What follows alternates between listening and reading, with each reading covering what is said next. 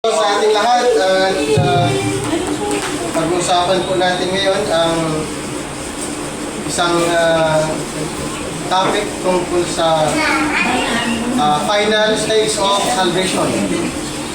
Final stage of salvation. So bago ang lahat, tayo po ay manalangin. Ama naming Diyos, maraming salamat sa pagkakataon na inyong pinagkaloob sa amin. Salamat sa presensya ng bawat isa. Salamat at kilang Diyos sa opportunity at dalayan ko na sa pamagitan ng iyong banal na Espiritu na hindi kong ipaunawa, ipaintindi sa amin ang aming pag-aaralan niyo. At sa iyo po namin, pinagkakatiwala ang lahat sa pamamagitan ng aming Panginoon Jesus. Amen. So, the final stage of salvation. So, yun po yung pag-uusapan po natin. Ano ba yung final stage of salvation? So, gusto kong pag-uusapan natin ang tungkol sa issue nito dahil ito po ay napakahalaga. So, ang tanong, kailan po yung final stage ng salvation natin? Ang final stage ng salvation po natin ay doon po sa rapture. Okay? So, ito po yung final stage. Final stage of salvation. So, ang final stage of salvation, ang tawag po ay glorification. Okay? So, pag sinasabing glorification, tayo po ay magkakaroon ng glorified body. Magkaroon ng heavenly body. Okay? Or incorruptible body. So, ito po yung final, ulitin ko final stage of salvation. Dito po, banda, pagdating ng rapture. Okay? Pagdating ng rapture, ibig sabihin, lahat ng mga believers under the grace program, mga believers under this present time, yung mga believers na tinatawag na body of Christ. Ibig sabihin, lahat ng mga believers dito, composed of Israel, and at the same time, mga Gentiles, na naging bahagi sa programang ito, pag naniniwala sa Gospel of Grace, maging Israel at saka Gentiles ay tatawaging body of Christ, at lahat ng ito pupunta sa langit. Okay? Lahat ng ito pupunta sa langit pagdating ng rapture. Okay? So yun po yung issue na isa sa mga alamin po natin. At sa programa ng Panginoon ay dapat nating maunawaan na mayroong program na heavenly. Okay, mayroong program na heavenly at mayroong program na earthly. Ayan. Mayroong program na earthly. So itong line na nakita nyo, ito po ay tumutukoy sa earthly program. So, under the time pass, ang Israel, okay, ang mga Israelites, ang pangako po sa kanila earthly. Kaya kung maalala nyo, si Jesus Christ pumunta dito sa lupa para maghari. Okay, para magiging king sa bayang Israel. Kaya ipinapangaral ang tungkol sa paghahari. Okay? Ipinapangaral ang tungkol sa kaharian dito sa mga Israelites. Pero yung mga Gentiles, under the time pass, ay ang direksyon natin noon, under the time pass, ay sa Lake of Fire. Bakit kaya Lake of Fire? Dahil ang identification natin under the time pass pakibasa sa Ephesians para malaman niyo po 11 hanggang 12. Tayo po ay mga Gentiles, hindi kabilang sa mga Israelites or 12 tribes of Israel. Sige, pakibasa Ephesians 2:11 and 12. Wherefore remember that ye being in the past Gentiles in the flesh, who are called uncircumcision by that which is called the circumcision in the flesh, made by hands, that at that time ye were without Christ, being aliens from the commonwealth of Israel, and strangers from the covenant of promise, having no hope, and without God in the world. Okay, napansin niya, having no hope and without God in the world. Tayong mga Gentiles, ito po yung description natin na without Christ. Without God, no hope. Sa tingin niyo po, pag ganito yung description natin noon, walang Kristo, walang Diyos, walang pag-asa, dito po ang pupuntahan sa Lake of Fire. Pero itong mga Israelites ay napakaganda yung kanilang description kasi sila po ay tinatawag na covenant people, tinatawag silang royal priesthood, tinatawag silang kingdom of priests, tinatawag silang holy nation, children of God. Ang mga Israelites. Okay, gusto kong basahin nyo ang Exodus. Exodus 19, 5 hanggang 6 para magkaroon lang kayo ng background sa mga Israelites under the time pass kasi we are in the but now. Ito yung time pass, ito naman yung but now. So, dapat malaman natin yung pagkakaiba sa programa ng time pass sa program ngayon. Noon, ang programa under the time pass, ang Israel and Gentiles ay hindi parehas ang estado. Kaya basahin nyo ang Exodus 19:5-6. Exodus 19:5.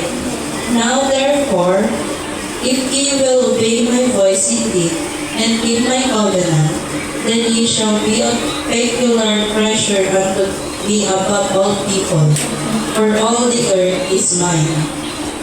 And ye shall be unto me a kingdom of priests, and a holy nation.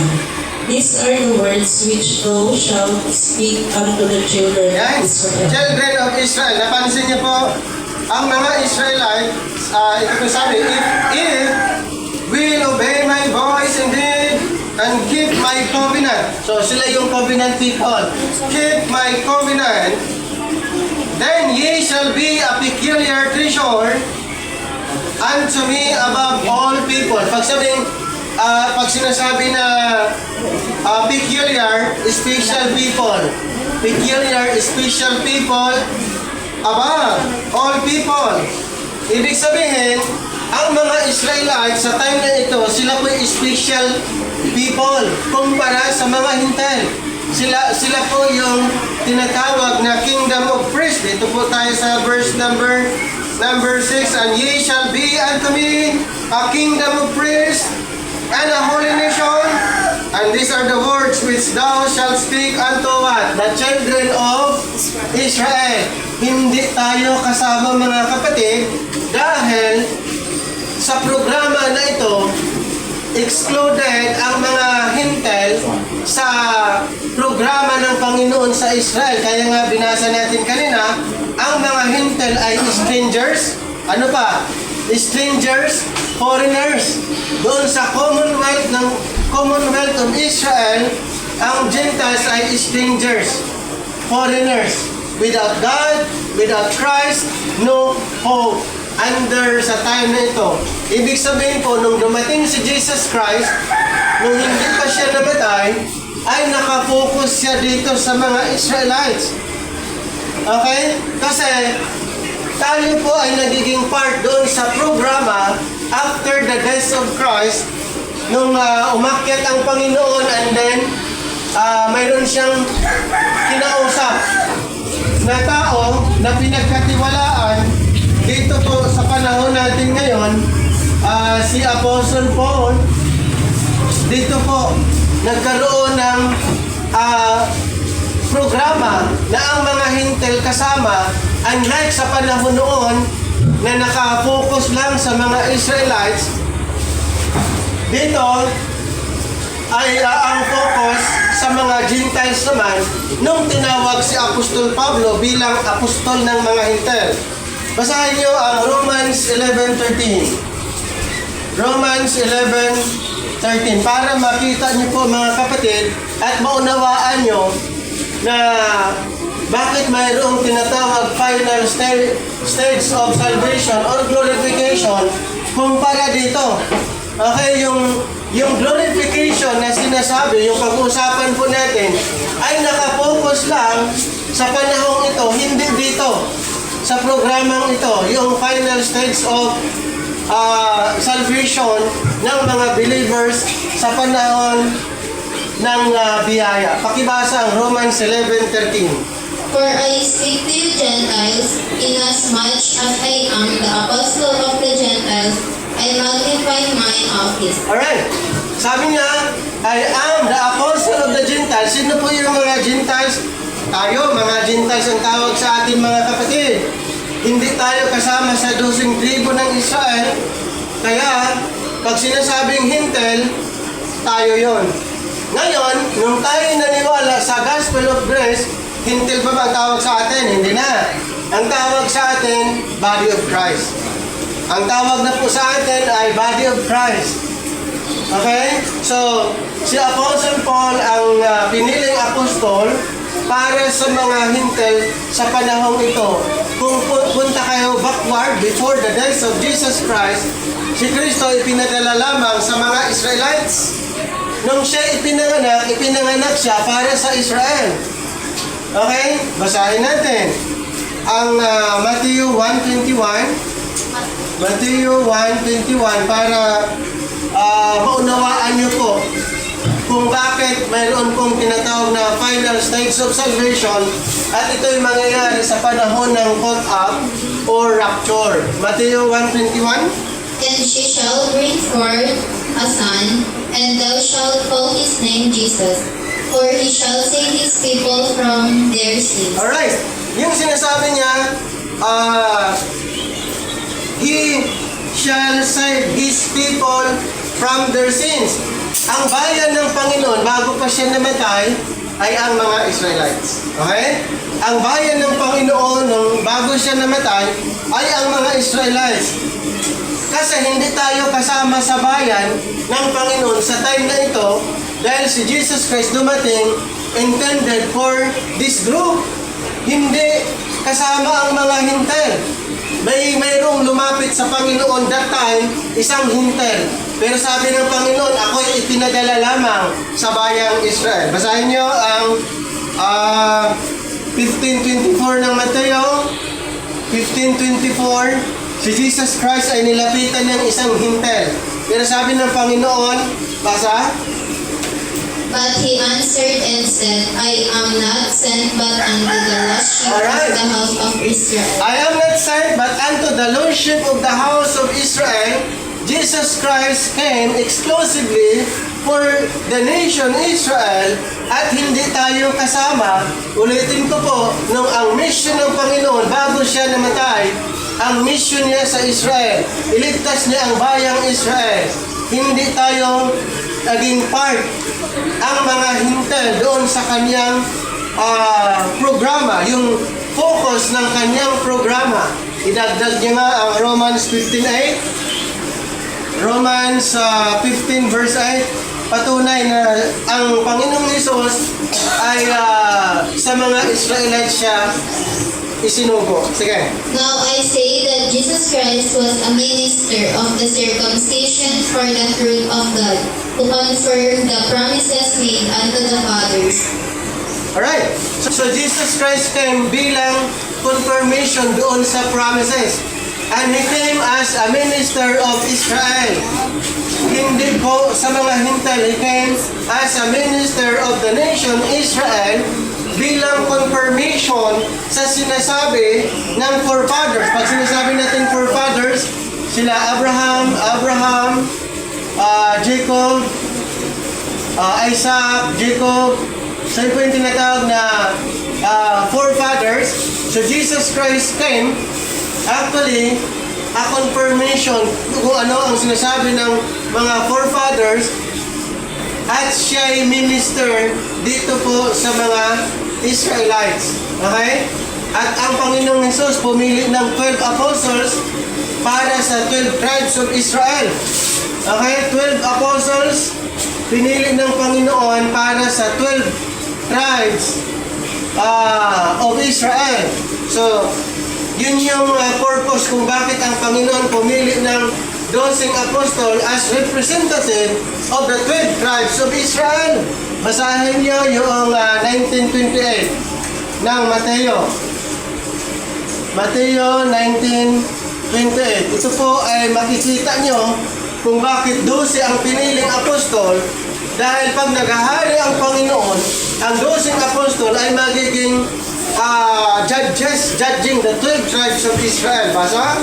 And Jesus said unto them, Verily I say unto you, that the which have followed me, in the regeneration, when the Son of Man shall sit in the throne of his glory, ye also shall sit upon 12 thrones, judging the 12 tribes of Israel. Ayan. Judging the 12 tribes of Israel. So, saan yung glory ng Israel? Ng mga apostles, dito na. Pagbalik ng Panginoon, okay, after the rapture, mayroon pong 7 years. Ang 7 years na ito ay Great Tribulation. Ito yung Great Tribulation, time na kung saan magkaroon ng marka ang isang tao pag siya ay nakay Antichrist. Pag siya nakay Antichrist, mayroong mark na mangyayari. And then, babalik ang Panginoon after 7 years. So yung glory ng mga Israelites sa second coming.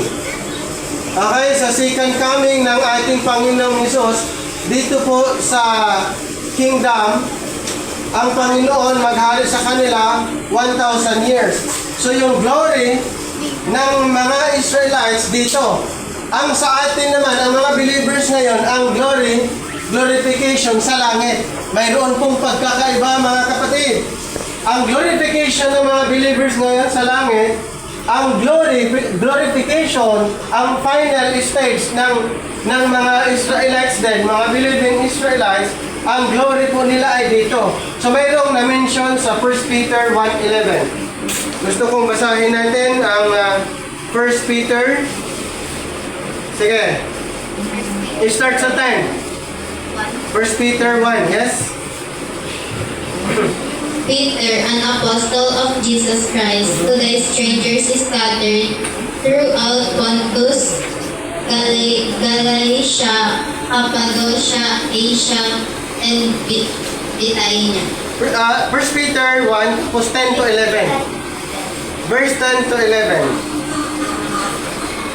Para malalaman niyo po na mayroong glorification sa kanila na iba sa glorification under grace.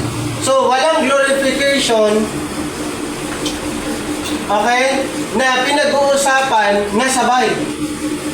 Ang glorification dito isa lang, more on heavenly. Ang glorification dito ay sa kanila lang din nakafocus. Hindi po sabay na glorification heavenly at the same time earthly. Magkaiba po, mga kapatid. Sa panahon ngayon, isa lang ang glorification heavenly.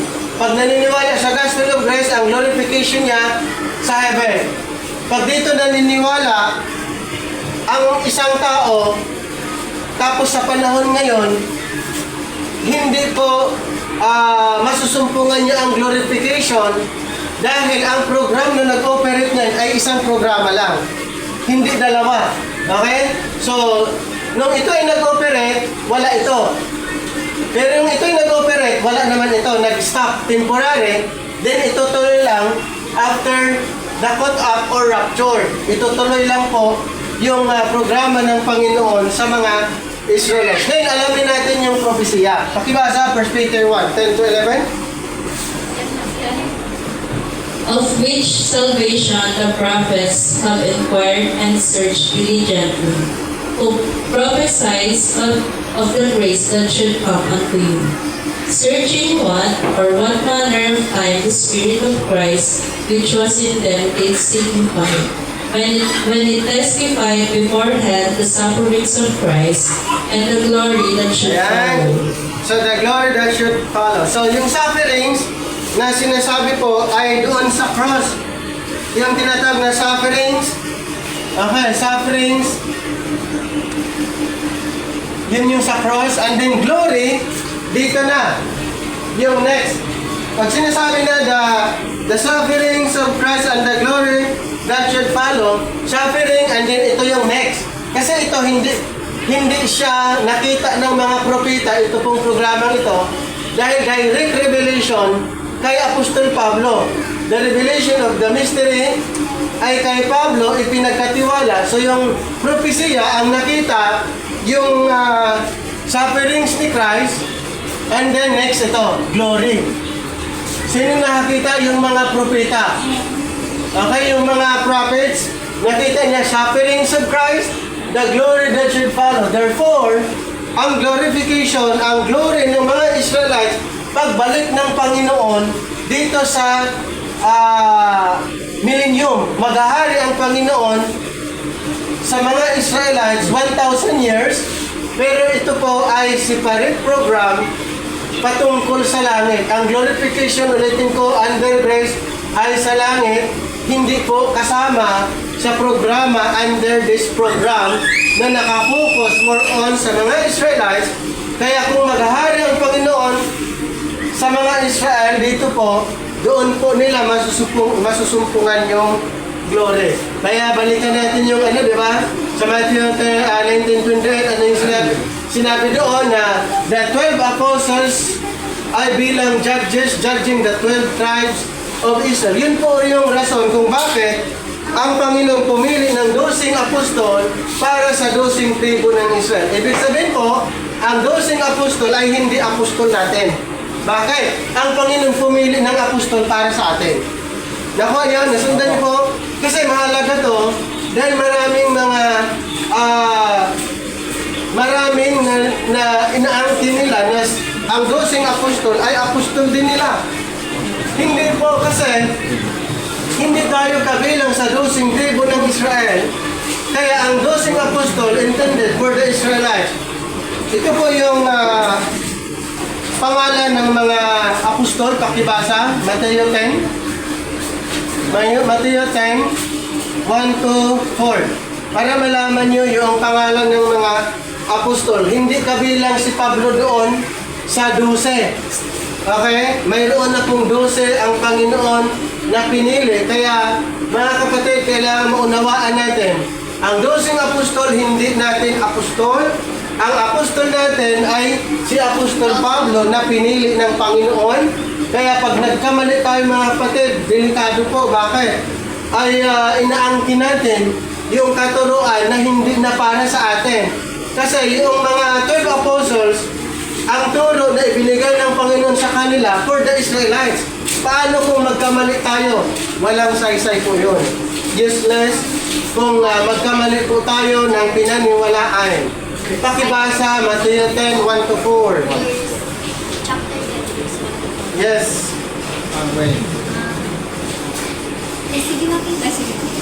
Matthew chapter 10, verse 1.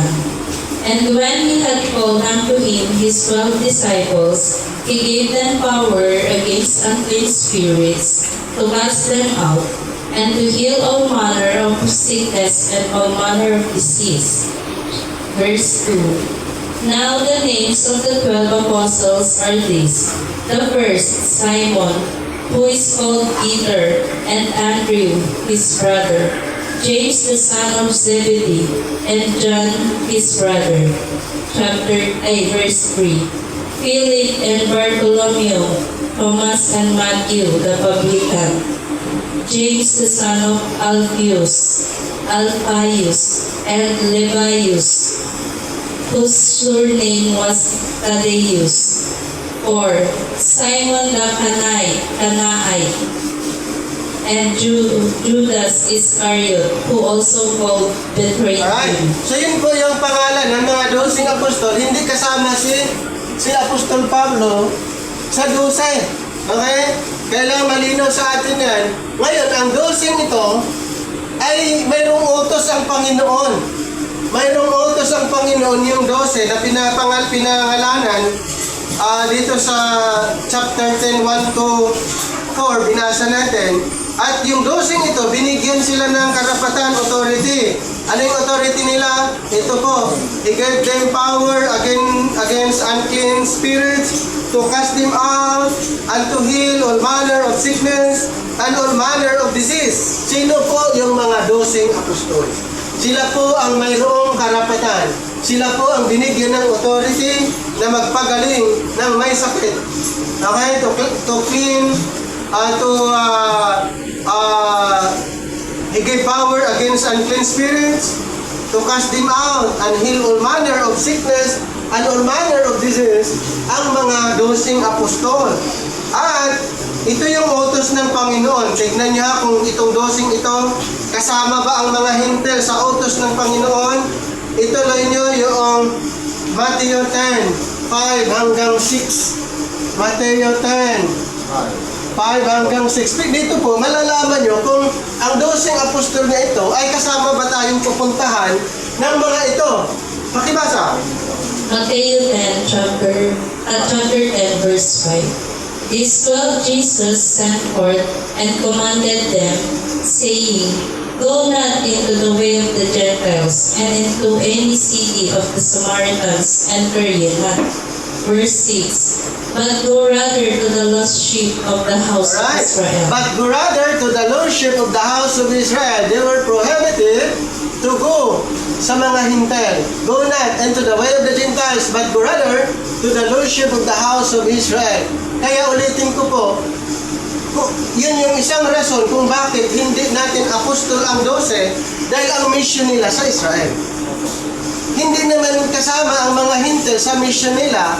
Kaya lang, yung sinasabi ko nga sa inyo, nakakalungkot po sa panahon natin ngayon dahil sinusunod nila, pinaniniwalaan nila yung turo ng mga 12 apostol na hindi naman yun apostol, nakasama tayo. Nakuha yung point doon? Hindi tayo kasama sa ministry ng 12 apostol. Ang 12 apostol pinili para sa 12 tribo ng Israel. Pinili sila only to the Israelites. Kaya nga sabi dito sa binasa natin sa verse 5, These 12, the 12 apostles, Jesus sent forth and commanded them, saying, Go not into the way of the Gentiles, and into any city of the Samaritans enter not, but, number 6, but go rather to the lordship of the house of Israel. Ipalagay natin na wala si Apostol Pablo na pinili ng Panginoon. Alam niyo po, mas maraming hintel pupunta sa Lake of Fire. Okay? Mas maraming hintel na pupunta doon. Bakit? Ang mission ng mga apostles only to the Israelites. Kung tinanggap nila ang Panginoon sa time na ito, naghari ng Panginoon sa kanila, mas maraming hintel na sa Lake of Fire. Kaya ang good news mga kapatid, nung nireject ng Israel, pinatay nila ang Mesias, doon po nagkaroon ng changes, ang Panginoon nag-open ng new program at inirebuild ang programa kay Apostol Pablo na doon tayo kasama. Nakuha? Good news po yan para sa atin. Kaya ang gospel na dapat paniniwalaan ngayon, para ang isang tao ay magiging bahagi sa makalangit na programa, ito na po ang kanyang paniniwalaan. Yung mensahe tungkol sa cross. Basahin niyo yung 1 Corinthians 1:18. 1 Corinthians 1:18. Yung tungkol po sa mensahe ng cross. Sige. For the preaching of the cross is to them that perish foolishness, but unto us which are saved it is the power of God. Wow, napakaganda po. For the preaching of the cross, sa kanila, foolishness, but unto us which are saved, ano po? The power of God unto salvation. So ang gospel ngayon mga kapatid, para ang tao ay maligtas, maniwala sa message of the cross. Kung dito siya maniniwala, consider siyang unbeliever. Kasi ito lang ang programang nag-operate ngayon. Itong Now program, ang nag-operate ngayon is the Now program. Kaya kung paniniwalaan mo yung gospel dito, considered unbeliever pa rin. Bakit? Hindi nag-operate ito na program. Ito po ay temporary nag-stop na program. Mag-operate lang ito after the rapture, after the cut-off, after ng church, the body of Christ, doon lang po ito mag-resume na program. Kaya ngayon, ito po ay nag-stop na program. Okay? Ito po ay nag-stop na programa. Mag-resume dito na. Habang nandito ang programang ito, the dispensation of grace, ito po ay hindi mag-operate. Kaya nakakalungkot kung ang paniniwalaan ng karamihan dito, Matthew, Mark, Luke, and John, ang mga mensahe po na nakasulat sa Matthew, Mark, Luke, and John, nakafocus dito po during the life and ministry of Jesus. Okay? Kaya pag dito nakafocus ang isang teaching, sayang po. Bakit? Dahil ang Matthew, Mark, Luke, and John ay nakasulat, intended for the Israelites. Sa kanila po isinulat ito. Bakit? Yun yung purpose ng Panginoon. Iligtas ang bayang Israel. Binasa natin kanina sa Matthew 1:21, Matthew 15:24, Romans 15:8, na ang mission ng Panginoon sa mga Israelites at naisulat sa Matthew, Mark, Luke, and John. At isinulat pa sa Genesis hanggang Book of Malachi. So Genesis to the Book of Malachi ay intended for the Israelites. Pagpunta ka naman sa Hebrews to Revelation, para sa Israel pa rin. Ang sa atin naman, na mga book sa Bible, yung isinulat ng apostol natin, Romans to Philemon. Okay? From Romans to Philemon, yun po yung libro na sinulat ng apostol natin. So outside the writings of Apostle Paul, more on Israel ang pinag-uusapan. Kaya kung babasahin nyo Genesis to Malachi, Israel yung concern. Matthew, Mark, Luke, and John, Israel pa rin. Kaya yung iba tuloy, dahil sa binabasa nila, kiniklaim nila, spiritual Israel sila. Okay? Hindi po. Wala pong ang mga Gentiles ay hindi po tatawagin spiritual Israel. Dahil mayroong bagong programa ang Panginoon para sa panahon ngayon. Ipinagkatiwala kay Pablo. Basahin natin ang Romans 16:25. Romans 16:25 na mayroong programa ang Panginoon na panibagong program na kung saan tayo ay kasama mga hintay. Sige. Romans chapter 16, verse 25. Now to him that is of power to establish you according to my gospel and the preaching of Jesus Christ, according to the revelation of the mystery, which was kept secret since the world began. Okay, di ba napansin nyo? Which was kept secret since the world began. Ang programang ito ay mystery noon. Mystery. Kanino inireveal, ipinagkatiwala? Kay Apostol Pablo. Kaya sa amin, now to him that is of power to establish you according to my gospel and the preaching of Jesus Christ according to the revelation of the mystery which was kept secret since the world began. Ito po ay mystery. Nung nag-operate ang programang ito naman ay mystery. Okay? Kay Apostle Paul ipinagkatiwala. Idagdag yung Ephesians chapter 3 1 hanggang 3. Chapter 3, 1 to 3, na sa kanya ipinagkatiwala ang programa. Sige. Ephesians chapter 3 verse 1. For this cause I, Paul, the prisoner of Jesus Christ for you Gentiles. 2. If ye have heard of the dispensation of the grace of God which is given me to you ward. 3. How that by revelation he made known unto the mystery, as I wrote afore in few Alright. words. So mapansin niyo, verse 1 lang For this cause I, Paul, the prisoner of Jesus Christ, for you, Gentiles. Tayo yun, mga hindi.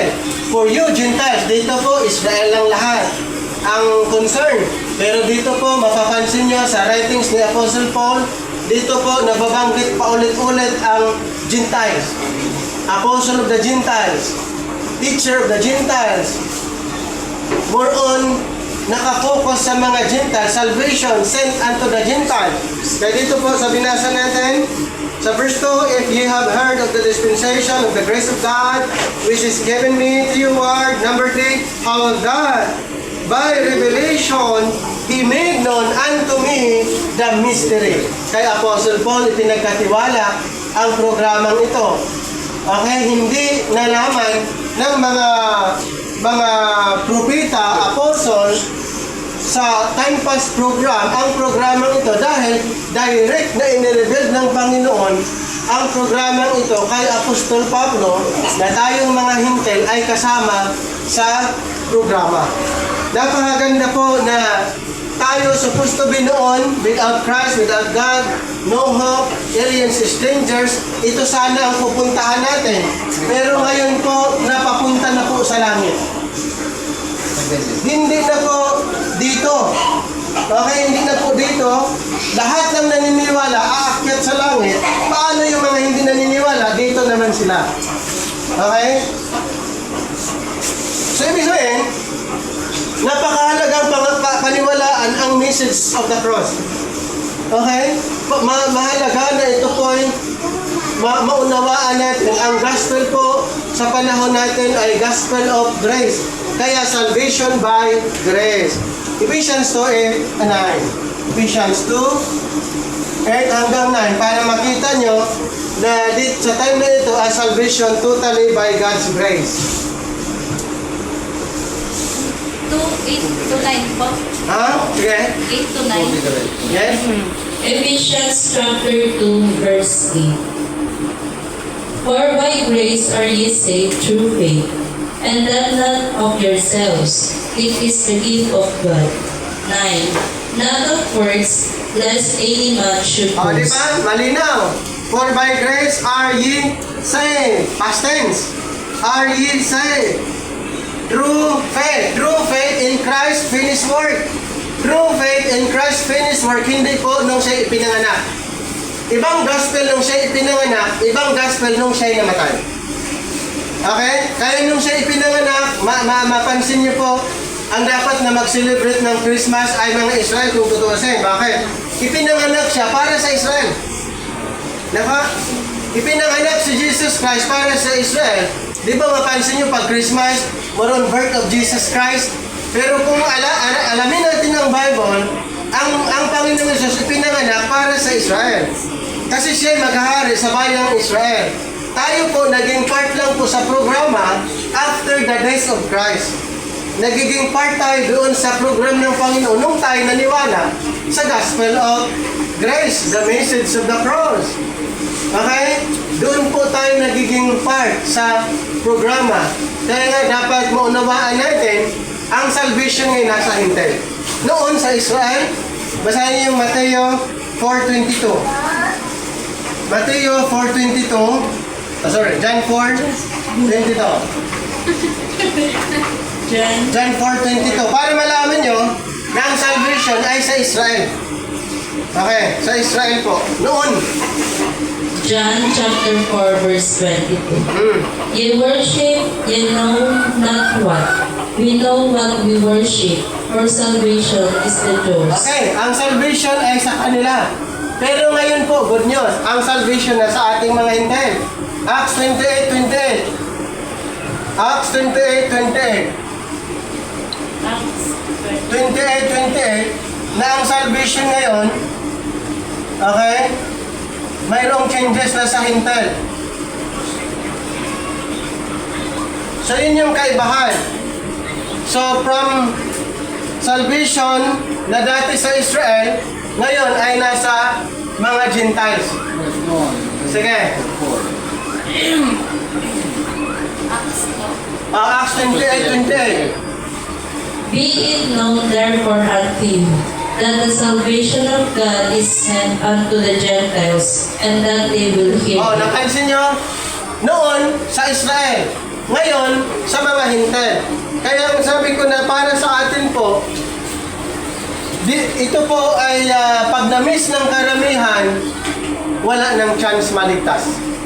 Pag na-miss nila ang kaligtasan ito na in-offer ng Panginoon sa pamagitan ni Apostol Pablo, pag na-miss ng mga hintel, naku po, ang hirap maligtas, ang mahirap sa mga hintel maligtas pag nag-operate ulit ang programa ng Panginoon sa mga Israelites. Kasi kailangan nilang magpa-convert as proselytes sa mga Israelites. Kaya ngayon mga kapatid, ang kaligtasan ay offered para sa atin ngayon na kailangan paniwalaan ang Ebanghelyo tungkol sa ginawa ni Kristo, na pag ito'y paniniwalaan, siya po ay maging bahagi sa katawan ni Kristo at ang kanyang glorification sa langit. Ang glorification natin sa langit. Okay? So glorification in the writings of Paul, the Apostle is the final stage of salvation, the complete transformation. Complete transformation dito po. Complete transformation of believers into a state of eternal glory, fully conformed to Christ. So dito po mga kapatid, ito po yung final stage natin. Glorification. Okay? Complete transformation, doon na po sa langit. Ngayon po, nandun tayo sa process. Kasi wala pa itong put up o rapture. Nasa proseso tayo. Pero ang final natin, pag nasa langit na po tayo. Fully conformed to Christ. Okay? So number 1, the final step in salvation, Paul presents glorifications as the climax of God's saving work. Ayan po. Climax of God's saving work. So those He justified, He also glorified. Basahin natin Romans 8:30. Okay, Romans 8:30.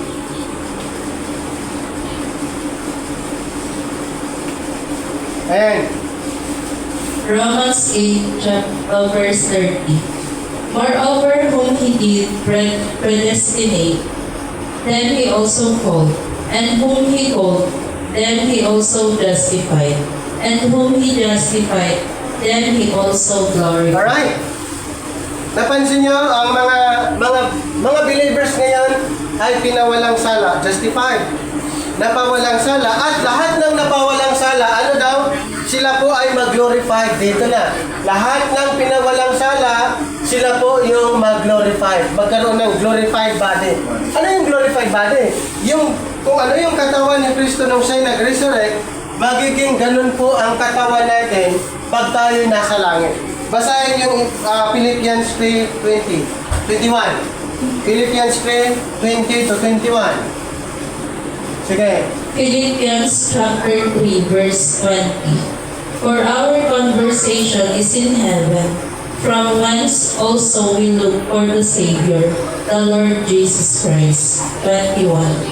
Who shall change our vile body, that it may be fashioned like unto His glorious body, according to the working whereby He is able even to subdue all things unto Himself. Alright, napansin niyo sa verse 20, our citizenship, our conversation is in heaven. So, ibig sabihin, tayo'y mamamayari sa langit. Pero bago mangyari yan, ang ating katawang panlupa, papalitan ng katawang panlangit, maging katulad sa katawan ni Kristo. Sa verse 21, who shall change our vile body, that it may be fashioned like unto His glorious body, according to the working whereby He is able even to subdue all things unto Himself. So lahat ng mga na-justified na pawalang sala, sila din po ang mag-glorify, magkaroon ng glorified body. Okay? Sa programang ito, tandaan natin, ang ating glorification sa langit. Ang glorification natin ay sa langit. Ang glorification ng mga believing Israel dito sa lupa. Pagbalik ng Panginoon, yun yung pagkakaiba. Okay? Sa mga Israel. Pero sa atin, ang sa langit ang glorification natin. Okay? So, even though it is future, Paul speaks of it as already certain, emphasizing God's guaranteed plan. Tama, ito po ay future, pero sinabi ng apostol na natin na si Pablo, para alam natin yung ating pupuntahan. Alam natin kung ano ang mangyayari in the future at ipinaliwanag. At inaasahan po natin yan, mga kapatid. Then number 2, transformation of the body. A key aspect of glorification is physical resurrection and transformation. So in 1 Corinthians 15, Paul explains, the body is raised imperishable. Number 2, from dishonor to glory. Number 3, from weakness to power. B, we shall be changed. Basahin natin yung 1 Corinthians 15:51. 1 Corinthians chapter 15, verse 51. Behold, I show you a mystery. We shall not all sleep, but we shall all be changed. Alright, napansin nyo na tayo po ay babaguhin. We shall all be changed. Ito lang yung 52. In a moment, in the twinkling of an eye, at the last trump, for the trumpet shall sound, and the dead shall be raised incorruptible, and we shall be changed. Yan, we shall be changed. Papalitan yung ating katawan. Okay? The dead shall be raised incorruptible. And yung mga buhay, all be changed. Babaguhin yung ating katawan. Halimbawa, pagdating ng cut-up, may mga buhay pa. Ang katawan, na earthly, papalitan ng heavenly. Yung mga namatay na kay Kristo, naniniwala kay Kristo, naniniwala sa gospel of grace, sila'y bubuhay, papalitan ng heavenly body, and then pupunta na sila sa langit. Okay? Yan po yung ipinangaral ng apostol natin na si Pablo. So this is not just a spiritual, it includes a renewed, glorified body. Number 3, conformity to Christ. So glorification means becoming fully like Christ. Glorification means becoming fully like Christ. Na-mention natin kanina sa Philippians na tayo ay maging katulad kay Kristo. Ang ating katawan maging katulad sa katawan ni Kristo. Basahin natin yung Romans 8:29. Romans chapter 8, verse 29. For whom he did foreknow, he also did predestinate to be conformed to the image of his Son, that he might be the firstborn among many brethren. Alright, to conform. So maging katulad tayo. Okay, conformity to Christ, becoming fully like Christ. Kailan mangyayari? Sa rapture or caught up. Doon po mangyayari ng ating katawan ay gagawing katulad ng katawan ni Kristo. For whom He did foreknow, He also did predestinate to be conformed to the image of His Son, that He might be the firstborn among many brethren. So magiging katulad tayo ni Kristo pagdating ng caught up, rapture. Yan po yung tinatawag na glorification.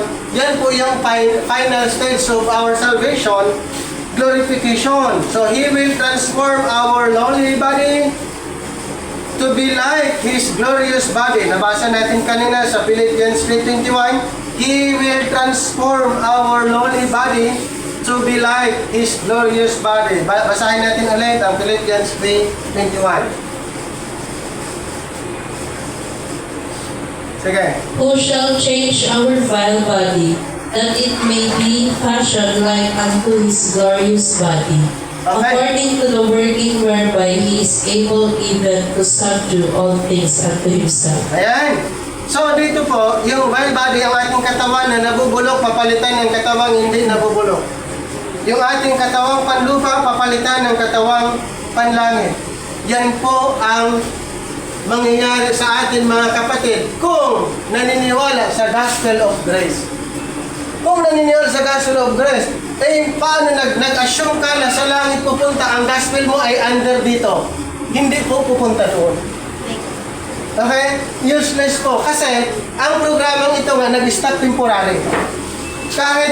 Kahit araw-araw tayo sa church, mali yung programa na pinapasukan natin. Useless lang din po. Ito yung program ngayon na nag-operate. Ito pong programang ito, nag-stop temporary, mag-resume. Pag ang mga believers dito ay nasa langit na, doon lang po ito mag-operate. Diba? So, ang gospel ngayon, the gospel of grace.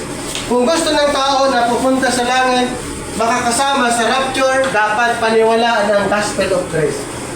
Pero kung gospel of kingdom ang pinaniniwalaan, mamiss po niya ang programang ito. Siya ba'y pupunta doon? Hindi. Kasi ang programang ito ay nakapokus sa Israel. At nag-stop temporary. Hindi siya na-active. Hindi siya active na program. Mag-activate lang ito after the rapture. Doon lang po mag-activate ang programang ito. Ang active na program ay ang grace program. Heavenly program. Okay? So, hindi ibig sabihin na babasa sa Bible, okay na. Nakakalungkot po yan mga kapatid. Sasabihin, Biblia din gamit namin. Pinaniniwalaan din namin Bible. Tama. Dapat alam mo, saan sa Bible ang pinaniniwalaan mo? Baka naman Matthew, Mark, Luke, andyan. Pag Matthew, Mark, Luke, andyan, wala din. Kasi sulat para sa Israel. At sa Genesis to Malakay, wala din. Bakit? Sulat para sa Israel. Ay, Hebrews to Revelation, wala din. Bakit? Sulat para sa Israel.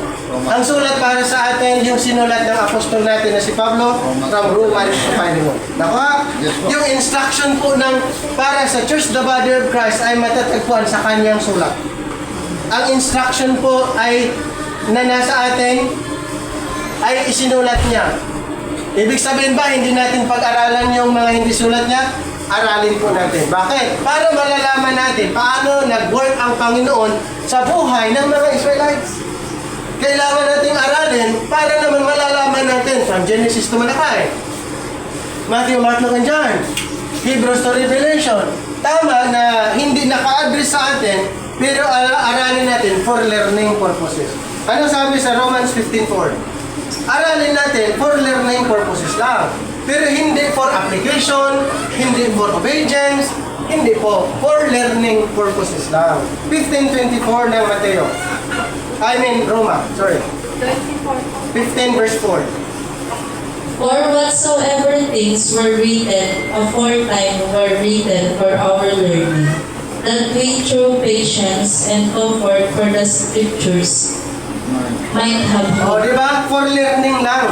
Yung mga naisulat na hindi sulat ng apostol natin, for learning. Kaya nga inaaral natin mga yan. Okay, under the time past, under the but now, under ages to come. So ito po ay ages to come.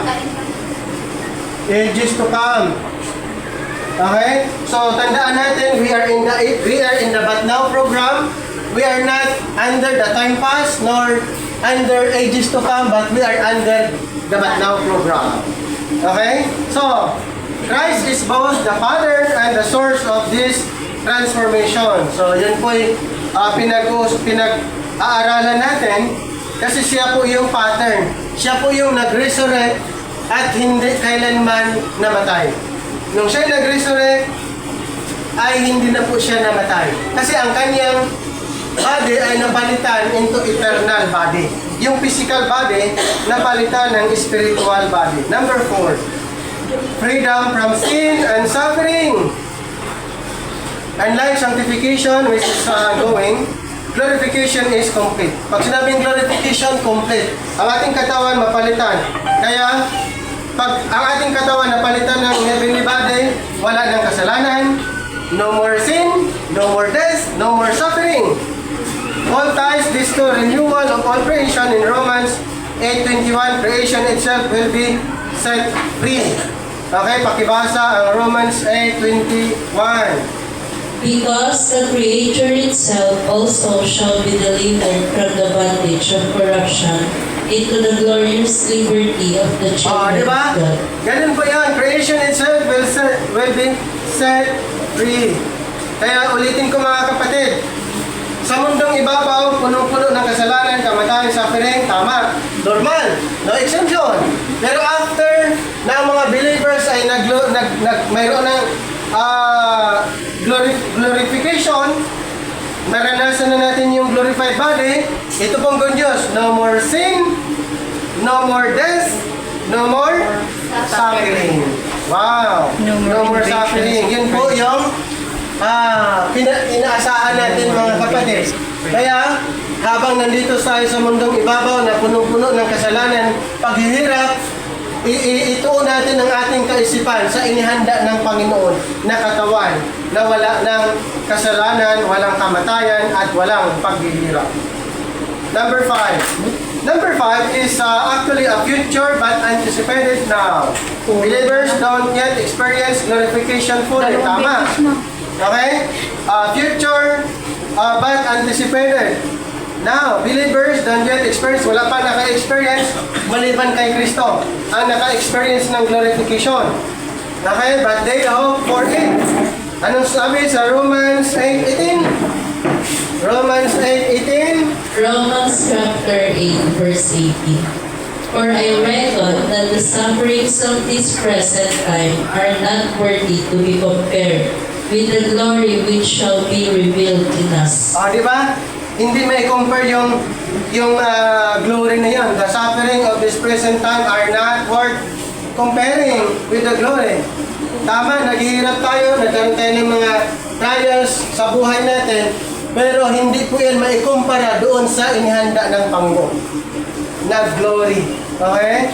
Yan po ang inaasahan po natin. Suffering of this present time are not worth comparing with the glory, with glory.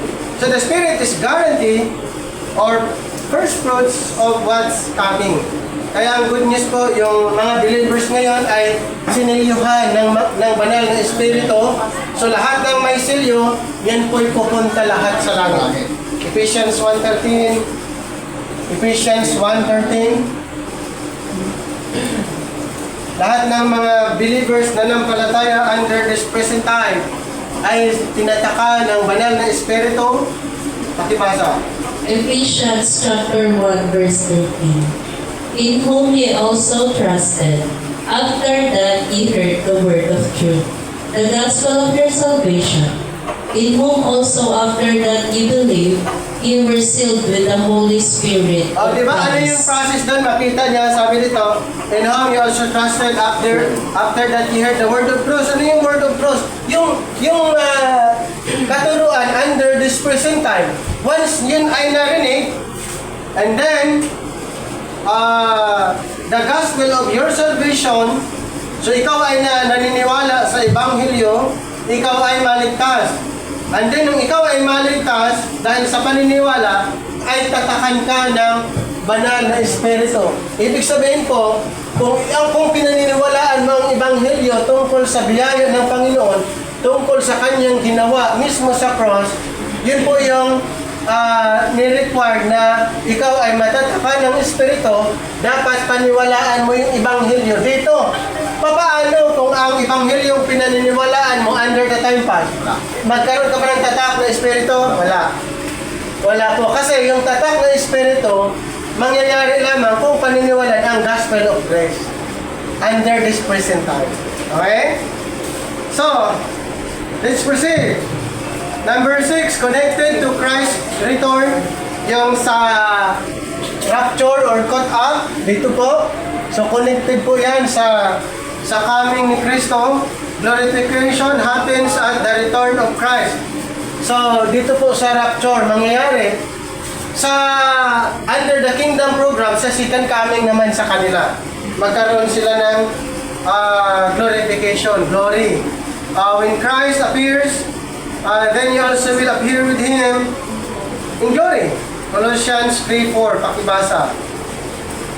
When Christ, who is our life, shall appear, then shall ye also appear with him in glory. Ayan. Yan po yung mangyayari sa rapture or caught up. Dito po yun mangyayari. Hindi sa second coming, kundi sa rapture or caught up, ito yung mangyayari.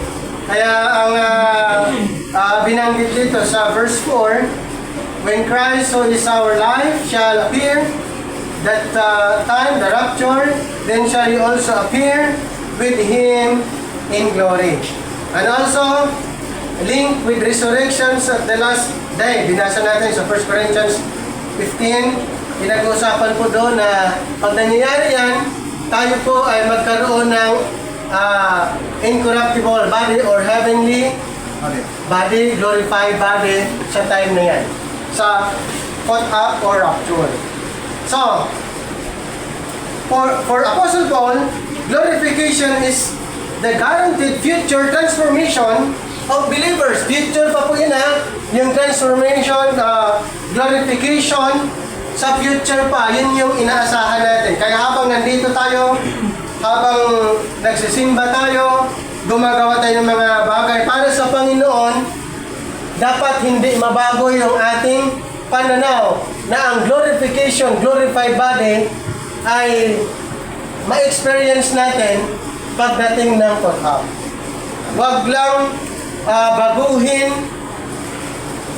ang doktrina, katuruan, kasi pag mabago yan, mawawala yung inaasahan mo.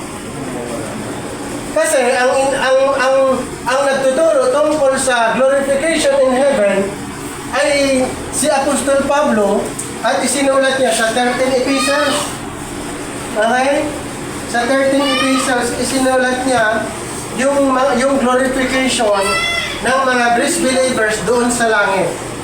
Kaya for Apostle Paul, glorification is the guaranteed future transformation of believers' body and soul into complete Christ likeness, free from sin and death, sharing in God's eternal glory. Kaya mga kapatid, dapat nating maunawaan.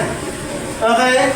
Mayroong glorification na pinag-uusapan sa Bible, pero dapat alam natin kung sino ang nagtuturo at para kanino yung itinuturo or kailan itinuturo. Kung na-mention po dito under the time past na mababasa sa Matthew, Mark, Luke, and John, mababasa sa Genesis to Malachi, mababasa sa Hebrews to Revelation, yun pong glorification na yan mangyayari sa second coming ni Kristo. Pero ito po yung mostly ma-experience ng mga Israelites dahil sila po ang pinangakuhan in the first place. Sila sa kanila ang pangako. Ngayon, nung tinanggihan ng mga Israelites yung programa, tinanggihan nila na si Kristo yung kanilang Mesyas, pinatay, at dahilan na ang Panginoon nag-open ng panibagong program at ito'y pinagkatiwala kay Pablo at si Pablo ay tinawag na maging apostol natin. Kaya ang kaligtasan by grace, kaya ang mga Gentiles ay ang focus ni Apostol Pablo dahil siya po yung apostol natin. Ang good news, pag naniniwala sa Gospel of Grace, sa langit ang kanyang pupuntahan. Ang final stage of salvation natin ay pagdating ng caught up or rapture. Paano ang isang hintel hindi naniniwala sa Gospel of Grace? Ito po ang kanyang pupuntahan.